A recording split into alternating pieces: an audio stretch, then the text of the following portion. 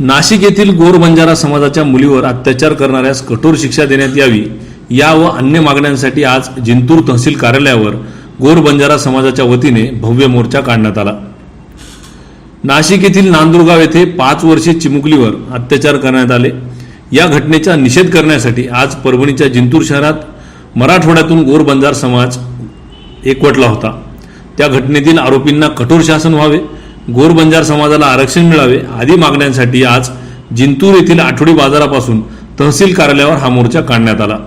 या मोर्चात मोठ्या संख्येने गोर बंजार समाज बांधव सहभागी झाले होते। जिंतूर तालुक्यामध्ये मूक मोर्चा जे काढण्यात आलेला बंजारा समाजाचा, तो बंजारा समाजाचा अशा प्रकारचा मोर्चा आहे की एकदम संयमतेचा, परंतु शासनाने जर या मोर्चाची दखल जर घेतली नाही तर याच्या नंतर पूर्ण महाराष्ट्रात प्रत्येक तालुका असो जिल्हा असो तांड्यातून लोक दांडा घेऊन हिंसक वळणाच्या स्वरूपाचा मोर्चा काढण्यात येईल आणि याची शासनाने तात्काळ दखल घेण्यात यावी। आणि ज्या बी मागण्या आहेत अनेक अशा चिमुडीचा बलात्कार जे झालेला आहे तर ह्या घटना आयुष्यात जोही नराधमाने केलेले आहे तर त्याला शासनाने अशा प्रकारचे एक कडक अंमलबजावणी झाली पाहिजे की अशा प्रकारे कधीही आयुष्यात गुन्हा घडण्याच्या अगोदर 10 वेळेस विचार केला पाहिजे नराधमाने आणि त्या फाशी शिक्षा तात्काळ भेटण्यासाठी केलं पाहिजे। 4 वर्षाच्या चिमुकल्या मुलीवर 40 वर्षाच्या नराधमाने जे अत्याचार केले, बलात्कार केला, अन्याय केला, त्याच्या विरुद्ध या नराधमाला फाशी देण्यातच यावी। त्याला कोणताही कायदा नियम जे असेल ते करून याला प्लीज याला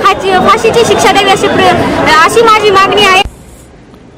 संतोष वायकोस, परभणी लाईव्ह।